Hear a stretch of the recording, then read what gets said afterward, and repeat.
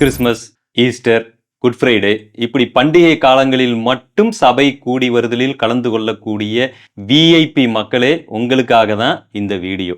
வேத வசனம் சபை என்றால் என்ன என்பதை குறித்து நமக்கு தெளிவாய் விளக்குகிறது. இயேசு கிறிஸ்துவை விசுவாசித்து ஏற்றுக்கொண்ட ஒரு கூட்ட ஜனங்களை சபை என்று வேதம் அழைக்கிறது. அந்த சபையார் ஒரு இடத்துல, அந்த இடம் அல்ல, வீடா இருக்கலாம், இது என்னவா வேண்டுமானாலும் இருக்கலாம், அங்கு அவர்கள் கூடி வருகிறார்கள். அது டிசிப்ளினா கூடி வரணும்.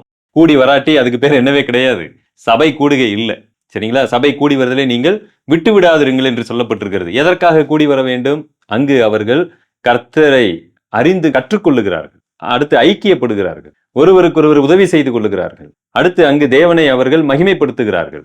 அங்கு இந்த மாதிரியான ஒரு நிலைமையை ஆண்டவர் அழகாய் ஏற்படுத்தி இருக்கிறார். அந்த கூடுகையை தான் சர்ச் என்று வேதம் அழைக்கிறது. ஒரு தனி மனிதன் சர்ச்சு கிடையாது. ஒரு தனி மனிதனை அவன் ஒரு சபை அப்படின்னு சொல்லும் பொழுது அது தவறாய் மாறி விடுகிறது. அப்ப எங்க 2 அல்லது 3 பேர், குறைந்தபட்சம் 2 அல்லது 3 பேர், அவங்கள நாம சபைன்னு சொல்ல முடியும். அதுவும் சில இடங்கள்ல பாத்தீங்கன்னா குடும்பத்தினர் மட்டுமே கூடிக்கொள்ளுவார்கள். அதை நாம சபைன்னு சொல்லுகிறது சில சூழ்நிலைகள்ல அது கரெக்டு தான்.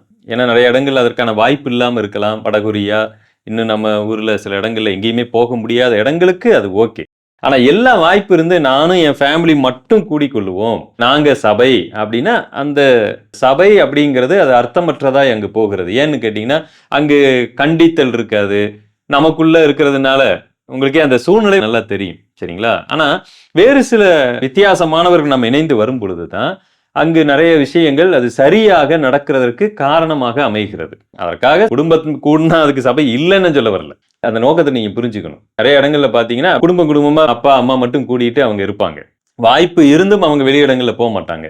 அவங்களுக்கு சில இடங்கள்ல யாருக்கும் அடிபணிய பிடிக்காது, அதிகாரத்திற்கு கீழ்ப்படிய பிடிக்காம இருக்கலாம், வாட் எவர் இட் இஸ். அந்த மாதிரி சூழ்நிலையில ஒரு இதாக நீங்க கூடி வர வேண்டாம். முடிந்த வரைக்கும் உங்களுக்கு பக்கத்தில் இருக்கிற நல்ல கூடுகையோடு நீங்கள் இணைந்து செயல்படுங்க. சரி, விஷயத்துக்கு வருகிறேன்.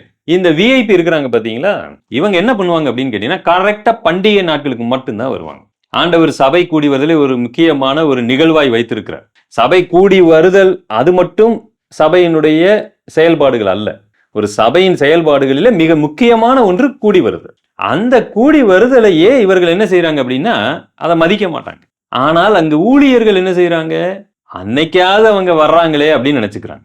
நான் கேட்கிறேன், நீங்க தேவனுக்கு முக்கியத்துவம் கொடுக்குறீங்களா இல்ல விஐபிகளுக்கு முக்கியத்துவம் கொடுக்குறீங்களா? அன்னைக்காவது அவங்க வர்றாங்க அப்படின்னு கேட்டா அவங்க தேவனுக்கு எந்த அளவுக்கு மதிப்பு மரியாதை கொடுக்குறாங்க, ஒரு கூடுகைக்கு எந்த அளவுக்கு அவங்க கனத்தை தர்றாங்க. ஒரு ரெவரன்ஸ் அப்படிங்கிறது எல்லாத்துக்கும் இருக்க வேண்டும் அல்லவா? அது ஒரு தாழ்மை. எவ்வளவு பெரிய பிசினஸ் மேனா வேணாலும் இருக்கட்டும், எவ்வளவு பெரிய கலெக்டரா வேணாலும் இருக்கட்டும், தேவனுக்கு அவர்கள் கீழ்ப்படிந்து தானே இருக்க வேண்டும். எல்லாரும் தேவனுக்கு முன் சமம் தானே. ஒருத்தர் வீட்டுல சர்வசாதாரணமா 3 மணி நேரம் சினிமா பாக்குறாரு. வாரத்துல 5-6 படங்கள் கூட இந்த விஐபிகள் பார்த்து விடுகிறார்கள்.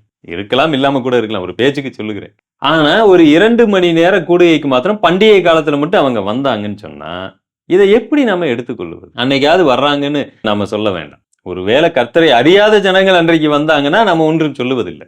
அதனால கொஞ்சம் நாம ஊழியர்கள் நீங்க கவனமா இருங்க. அதாவது பண்டிகைகள் கொண்டாடக்கூடியவர்களை பேசுகிறேன். பண்டிகைகள் கொண்டாடக்கூடிய சபைகள், கொண்டாடாத சபைகள் இருக்கின்றன.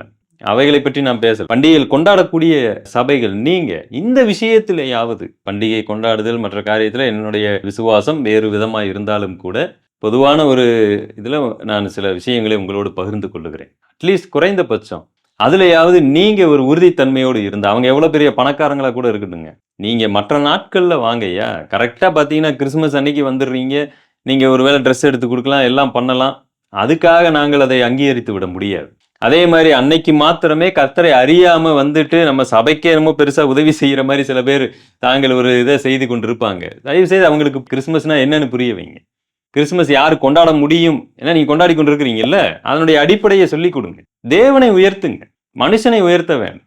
இந்த பதிவு புரியும்னு நினைக்கிறேன். கர்த்தரை முதலிடத்திலையும் கர்த்தரை உயர்த்த ஆரம்பிச்சா ஈஸியா இதையெல்லாம் நம்ம செய்துட்டு போவோம். அதனால பண்டிகை காலங்களில் மட்டும் கூடுகிற விஐபிகளுக்கு கொஞ்சம் அவங்களுக்கு போதித்து புத்தி சொல்லி அவங்களை சரியான பாதையில நாம நடத்துவோம். ஓகே, அடுத்த ஒரு பதிவில் உங்களை நான் சந்திக்கிறேன். தேங்க்யூ.